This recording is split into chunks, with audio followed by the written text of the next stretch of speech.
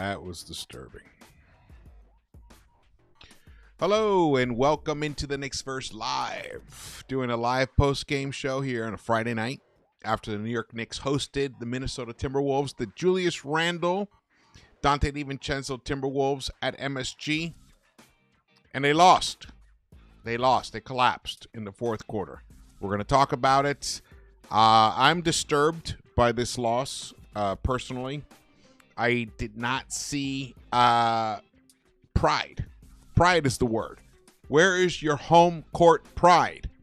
This should have been a win. Hey, I'm not saying that you roll over the Timberwolves like we did in Minnesota. We were without Karl-Anthony Towns once again. The sprained thumb, he's got to nurse it, and I'm fine with that. I'd rather do that. Sims got the start, and Sims definitely displayed a lack of an offensive package. He showed a lot of heart, a willingness to fight for rebounds and deflections. He did all of that, but when he actually had the ball in his hands to convert that to actual points, he just doesn't have it. That was on display again tonight. And why didn't we see Hawk Porty as an alternative? I don't know. A lot of things were kind of inexplicable here tonight. And I'm going to put this loss, again, on the coach, Tom Thibodeau. I am. I just don't get why he continues to do the things he does. We're going to get into that. Let's keep moving here. New York Knicks lost tonight, 116-99. Now, let's look at this right here, right now. This is the lead tracker. Look at that fourth quarter. Basically, just surrendered, just parted their butt cheeks, and let the Timberwolves do whatever the fuck they wanted tonight. That's what happened here. 3-point shooting, they just lit it up. I mean, look at it. The Knicks led only like twice. Once for like a minute in the first quarter, and like a little blip in the second quarter. They took the lead and then immediately surrendered it back to the Timberwolves. I get these guys are tired. I get Thibodeau is an impediment. He is actually an impediment to the players being able to be the best version of themselves right now. Look, if you don't like the minutes discussion, then you should just check out right now. Seriously.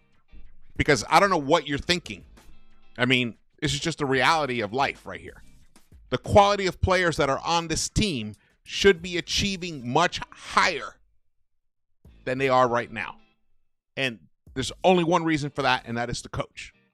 He's fried the fuck out of them in the first 30 games or so, or even earlier. I mean, just completely cooked them since the beginning. But everyone's like, oh, well, why? Wait. Come on. It's just logic. It's just logic, man. Let me ask you a question. When you work an 8-hour day and then you're asked to work an additional 3 or 4 hours, how good is the quality of work you do in those additional 3 or 4 hours? I can answer that question for you because I've been asked to do that many, many times, and it's shit. It's crap. It's garbage. Unless it's assembly line shit where you just like dun, dun, dun, repetitive motion stuff. But if you have to think and people are coming at you and there's variables, it's very hard to stay sharp in those additional 3 or 4 hours. That is what's happened here. Average players play 32 minutes, 34 minutes. That's a lot, 34 minutes. Not 40, not 44 over extended periods of time in the most competitive league in the world. That's what's happened here. And then we have a coach who he brain farts himself. I think he's overworking himself. Where the fuck was Cam Payne in that third quarter? The Knicks could not score a bucket in the third quarter. They scored 19 points in that third quarter? And we won it. I think 19-18 was that third quarter. When I saw that, I was like, what? And then Cam Payne. All right, let me get to this. Cam Payne off the bench. 18 points, 7 of 10, 4 of 5 from the three-point line. He's the only reason we were even close in the first half. And then 10 minutes and 1 second ticks by. And then he finally puts them in the third quarter. After an insanely hot first half from Payne, Thibs waited 10 minutes and 1 second to get him back in the game. Holy fuck, man. Take advantage of what you got. What was the thinking here? He's obviously scorching tonight. Get him in earlier. You know, give your other guys a rest. Or pick somebody, Hart, whatever. Hart, like, he had his shoulder hurt. I mean, he definitely could have used a little more rest. He ended up playing 40-something minutes. Look at this. Look at this guy. He didn't score anything in the second half. Scored nothing in the second half because he only played in the second half 5 minutes. Only was able to get one shot off. Now, are the Timberwolves a very good defensive team? Yes, they are. They're a very good defensive team. No doubt. No doubt about that. But are the Knicks supposed to be a great offensive team? Yes. Are we missing Karl-Anthony Towns? Yes. But we have enough elements here. You can make a great meal. Even when you're missing a key ingredient, you can still make a great meal. Tonight was a blunder. It was garbage in that fucking fourth quarter. I am completely infuriated by this. This is a terrible loss. I'm telling you. Even though Karl-Anthony Towns is not in the game, this wasn't the second game of a back-to-back. We're playing at home. It's Friday Night Knicks. All the hype, Celebrity Row, everything is there, set up for you to give your fucking best. But you know what? I think these guys, they have already given their fucking best. They're so, pushed to the edge. They couldn't make a bucket in the fourth quarter. They couldn't make a bucket in the second half. Let me show you these stats. This is the second half, right here. Second half, Timberwolves shoot 53% overall, 47% from the three-point line. Knicks shoot 22% from the three-point line. They couldn't even crack 28% overall in the second half. Second half we're talking about. Josh Hart, 1 for 8. Mikal Bridges, 2 for 9. 1 for 5 from the three-point line. 0 for 4 for Hart from the three-point line. Jalen Brunson, who was scorching in the first half, in his 18 and a half minutes, he could only do 4 of 10. He did get to the free throw line, hit all 5. That's great. Gave us 13 points. Have no issues with that. OG Anunoby had a great third quarter. He had 10 points in that third quarter, but only 3 in the fourth quarter. Minus 10 for OG Anunoby. Minus 20 for Josh Hart. Minus 9 for Jalen Brunson. Minus 8 for Mikal Bridges. Our starters sucked tonight. Look at the bench. You know, I mean, barely played at all. Kolek got in for a minute and 11. Dadier and Hawkporty. But Deuce did not even get double digits in minutes played tonight. Actually, this is the second half. Sorry, this is the second half.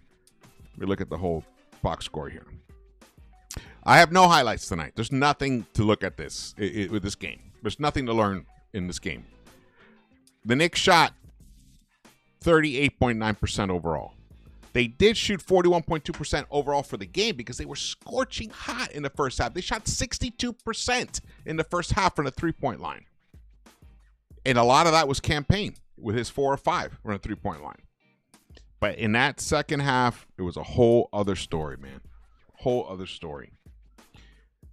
Knicks lost this game by 17 points. That is utterly shocking to me. Utterly shocking. Especially when you think about, I mean, most of the time, they were like within single digits. 6 points, 5 points. They even tied it late in the third quarter. Tied it right there. But then in that fourth quarter, nothing was left. Nothing in the tank. We look at the team comparisons here. The Knicks were out-rebounded. They were out-assisted. Only 19 assists for the Knicks. The Knicks did get 10 steals. I think a lot of that was in the first half, mind you. And we got 4 blocks, more blocks than the Timberwolves, which is totally shocking. And didn't turn the ball over much. So we were right there. We were right there. If we could come out with a good effort in that fourth quarter, and maybe if Thibs had extended the bench a little more, buy some minutes for the starters who are already drained. They already have dead legs. You heard Clyde say it himself. The greatest Knick of all time said it himself. Tired legs. So stop being in denial, all of you, and Thibs, and Leon. Wake the fuck up, bro. You are letting potentially the best season the Knicks have had since 1994 slip away. Because our coach won't develop the bench. Remember, the bench doesn't practice. They don't scrimmage. There's no scrimmages. So the only time to learn and get better is actual minutes on the fucking court, which they don't get. They never get it. So your expectation level has to be adjusted. Give them time. I would rather have lost this fucking game and seen the bench had like 4 guys with a double digit in minutes tonight. It's still a fucking loss. So what are you guys arguing about? You want him to keep frying the fucking starters? Is that what you want? I am fucking sick of this shit. The ingredients are there. They're being mishandled. Do they need additional ingredients? Yes. Every team does. But they have them here now. We have them. But we have a coach who refuses to embrace reality. Second chance points, cooked by 8. Fast break points, we did win that somehow, 10-8. Points in the paint, we lost that 36-34, so pretty much a wash in points in the paint and fast break points. So second chance points were a -8 right there, and that pretty much, was the difference in the game for a long period of time until it was a total collapse in the fourth quarter. Look at this, 55% they shot from the three-point line. They're the 4th best three-point shooting team in the league. You'd think your coach and your coaches and your players would be prepared for this team, especially after the walloping we handed to them in Minnesota. You'd think you'd be prepared for them to come into the Garden to try to enact revenge, which they did in a very, rewarding fashion for them. Sucks for us as Knicks fans. I'll get to the chat a little later. I'm just doing this right now. This is Thibs post-game. I didn't get to watch it myself. I haven't watched this post-game because I was prepping and jumped on this, but this New York Basketball tweeted this out. We didn't cover the line the way we needed to go, the way we needed to. Got beat off the dribble. Gave up second shots. Edwards, a tough cover, but you have to have the ability to do more than one thing. Naz Reid, we leave him open. He's going to make those. Right there. So what's your response, Thibs? What would you have done differently? Why didn't anyone ask him that? I don't know. Maybe they did, but I would ask him that. Okay, that's cool. I agree with everything you're saying. So what the fuck could you have done to change this up? Nothing? Just, sorry, that's it. You know what? That's it. My players, okay, that's it. That's all I can do. No! This is the fiercest competition in basketball in the world. You have to be at your optimum. Not this. Ian Begley. Naz Reid went 6 for 6 from beyond the arc tonight at MSG. Naz Reid, who got 25 minutes of play, not 18 like Campaign. Campaign could have been our Naz Reid tonight in the second half. Or look elsewhere. Get Pacom Dadier in there. The guy can shoot the three. He's a fucking great three-point shooter. He's only 19. He's fearless. Find out how big his balls are. You're never going to find out unless you put him in those situations.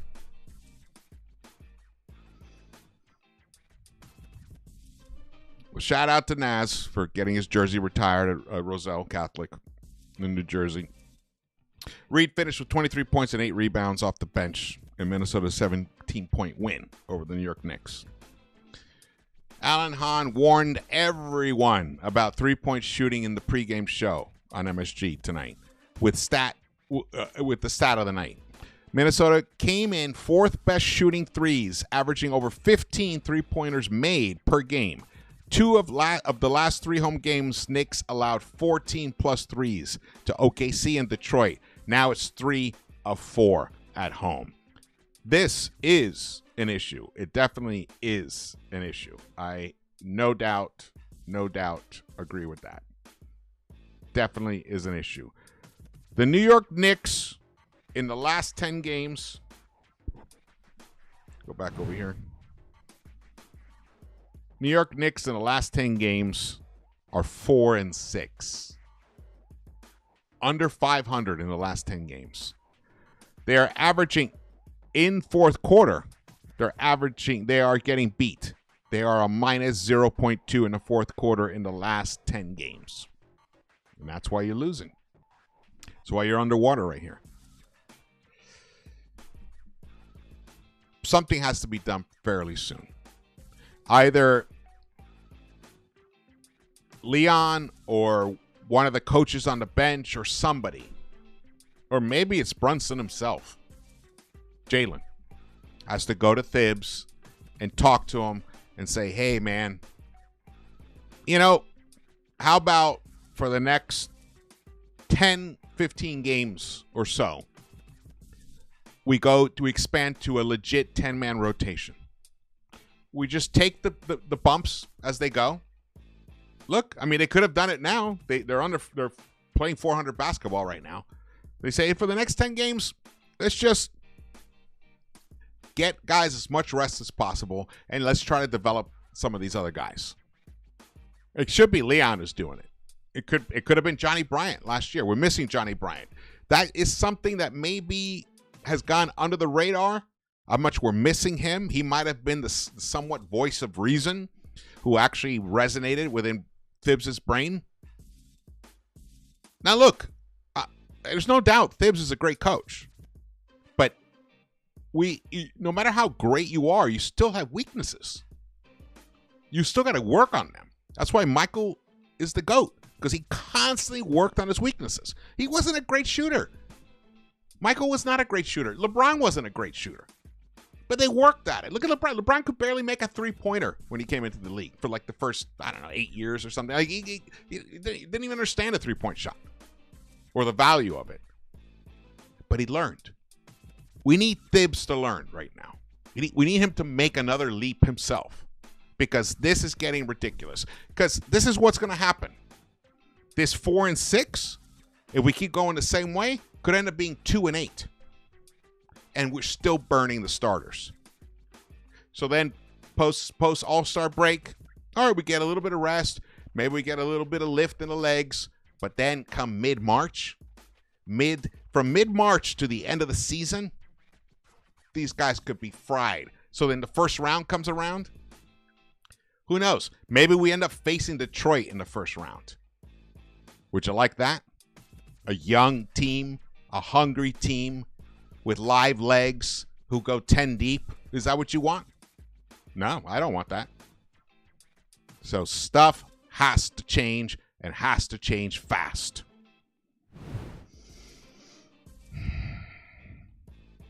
All right, we hear detailed stats here. Bridges, 17 field goal attempts to give us 15 points. 39 minutes for him. OG, 5 of 10. OG had a good offensive game today. He did. He did have a good offensive game. But that fourth quarter, what did OG do in the fourth quarter? 1 of 2. That's it. After scoring 10 points, after scoring 10 in the third quarter, right here, 10 in the third, he can only score 3 points in the fourth quarter. Now, we don't have Cat to save these guys. So that means everyone had to up their makes. OG, Hart, McCall, they couldn't. 3 points for OG in 8 minutes of play. 3 points for McCall in 7+ minutes of play. 5 points for Josh in 12 minutes, but a 1 of 5 from the field? Most of his points came at the free throw line. 1 of 5 for Mr. Josh Hart with the bad shoulder because he got shoved by McDaniels into Sims's like fucking rock hard shoulder. And then he went down and then he went to the locker room. He was gone for a little while. Minus 14 for Josh Hart in that fourth quarter. Look at this fourth quarter. 35-21.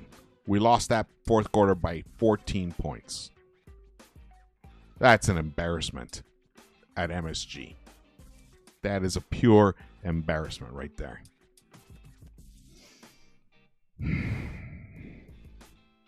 I'm going to check out the chat. Shout out to the chat. Thank you guys for joining me here tonight.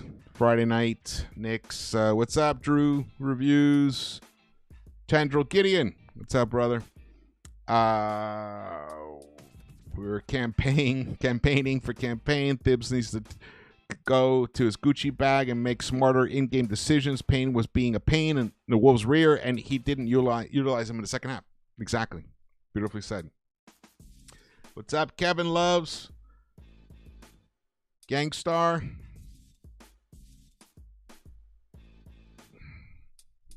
Replace Thibs with artificial intelligence bots. That's Tendril. That's pretty funny. Forget about pride, George. Please explain me why the fuck Achua playing center against Gobert. That is a great question. I mean, I can't even answer that question, honestly. It makes zero sense to me. You know, he's 6'7". Achua against a 7'3". Is that Gobert's like 7'4"? I think 7'4". I mean, that's crazy. I don't get that. I don't have a reason for that. And also, he was wide open at 3-point line a couple times. Didn't even look at the rim.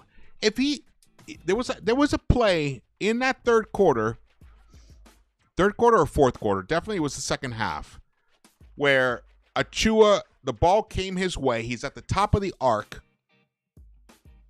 I think Gobert was maybe 9 feet away from him. He could have let it fly. Instead, he tucks the ball down and has no plan. He doesn't know what to do. Then he starts looking for someone out like it's a hot potato. Who do I give this to? You, motherfucker. Shoot it. You're right there wide open. You're 6'7", 6'8". Shoot the fucking ball. Make that 3. Extend the fucking defense. Be a part of the team. Structure. Just mind-boggling. Mind-boggling. I will not be going long tonight. Just wanted to go live and hear you guys' thoughts right away. This was just a very disturbing loss to me personally. And I feared something like this was going to happen. I actually thought it was going to happen in a different way.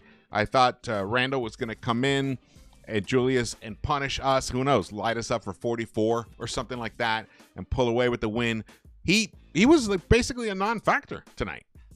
So that didn't happen, but it didn't matter because they had Anthony Edwards and Naz Reid. Anthony Edwards, 36 points, which most of that was in the second half.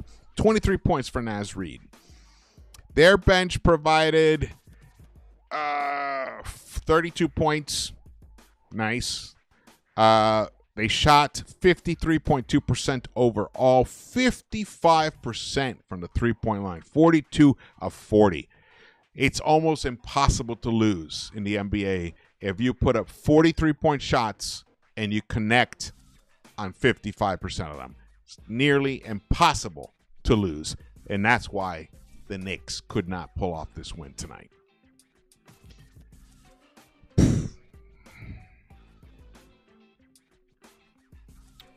Let's look at the team charts here. Knicks shot 38.9% overall, even though they had an additional 11 field goal attempts. than the Timberwolves. They shot a good percentage from the three-point line, 14 of 34, but they shot 6 additional three-point shots. If we had shot 6 additional, maybe we hit 4 of them. Maybe it's, 18 of 30 or 18 of 40. And then, okay, now we're getting closer. We can do something. The free throw line, there weren't barely any free throw shots in the first half. I think 7 total combined for the actual free throw shots for both teams. But in the second half, it picked up a little bit. The Knicks, once again, were good from the free throw line, 82.2%, but only 17 attempts. The turnovers, we actually were a +7 in the points conceded off turnovers, so that was nice. Just the largest lead they had was 17. The largest lead we ever had was 3. We were basically chasing them for most of the game, and you can see the assist, only 23 for them, 19 for us. That's atrocious, but we lost the rebounding battle, which you would expect without Cat and Gobert, and you're facing Gobert and Randall, who's a decent rebounder, but I don't know if I don't even know what his stat line was for tonight. Actually, let's look back. Randall had 7 rebounds. All right, 8 for McDaniels. Yeah, nice for them. The plus-minus tells a very, very clear story. Josh Hart in total for the whole game was a -24. Brunson was a -16, which is close to what did we end up losing by? 17? What did we end up losing by? Yeah, 17. So there you go. -18 for OG, even though he had 18 points. He had a double-double tonight, 18 points and 10 rebounds for OG and 3 assists. 15 points for Macau, but he was a -21. Campaign had 18 points, was a +2. Campaign and Deuce McBride were the only plus players tonight for the New York Knicks. And Deuce did not even have a good offensive game tonight.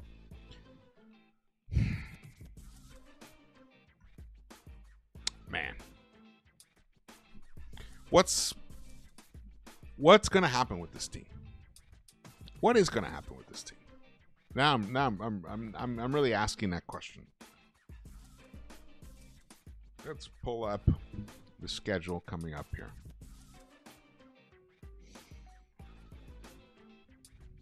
Because it's tough. We have a tough schedule. Okay.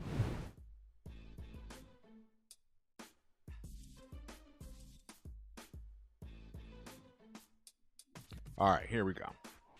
So we have the Hawks on Monday. So we got Saturday off, Sunday off, and Monday they play. So they have an additional day in between the next game. That's going to help. Definitely is going to help rest those starters minutes. Hopefully it's enough time for Cat to get back. That is a game. That's, to me, if you're talking about a team that seriously wants to contend, to me, that is nearly a must-win type game. You don't want to lose to the Hawks again. You want to change that narrative that's been going on with the Hawks and the Knicks. You don't want, Trey to be throwing dice again on half court at MSG anymore. So that is a must-win game.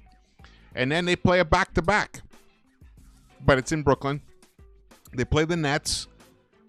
We've done well versus the Nets. So let's see if we can pull that out. Those 2 games would be nice wins to kind of get back on track. And then the Knicks host the Kings on Saturday. So they'll get Wednesday off, Thursday off, and Friday off. So then 3 nights. So this is a nice period of rest that's coming up for the Knicks. They're going to play 3 games in 3 games in 9 days. 3 games in 8 days. 3 games in 8 days. Okay, 3 games in 8 days. That's good. That's finally we might be able to recharge our batteries to some extent. And then on Monday they play the Grizzlies, who the Grizzlies are a very, very good team. And then the Nuggets on Wednesday, January 29th. Look at this. Other than the Nets, No one's easy. And the Nets aren't even easy. So the Hawks, look at that, plus 500 record. They're battling for a playoff spot. Kings, plus 500 record. They've won 7 straight since Mike Brown was fired and Doug Christie took over. Good for them. The Grizzlies, they look reinvigorated. They're finally healthy-ish. They have basically almost similar record to us. And then we have the Nuggets, same story. This is going to be a tough stretch.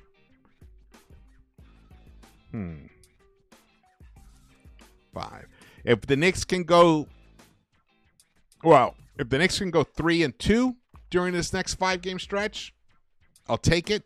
But this is something where we should go 4-1. There's only one road game, and doesn't even count as a road game during this period, and that's against the Nets. So we should take care of business here, even though the opponents are tough. Then we have the Lakers on February 1st.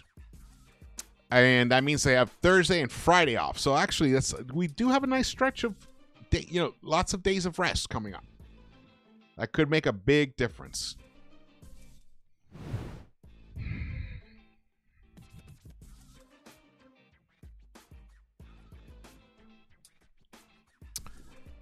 I think it's definitely time to bring up TJ Warren.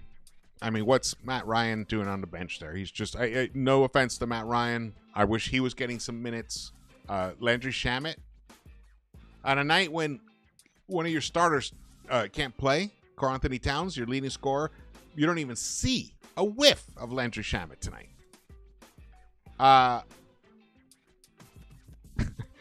mean, I don't know. I'm stunned. I'm stunned by the decisions made tonight in this game. And it just kept unfolding and unfolding. And I'm like, what's happening here? I will say this.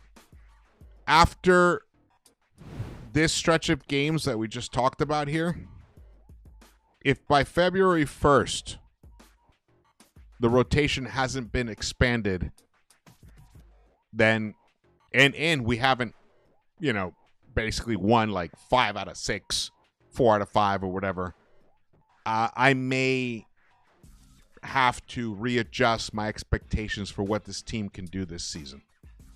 Yeah, I know Mitch is out there to come back and he could help a lot, but what Thibs is doing right now is going to create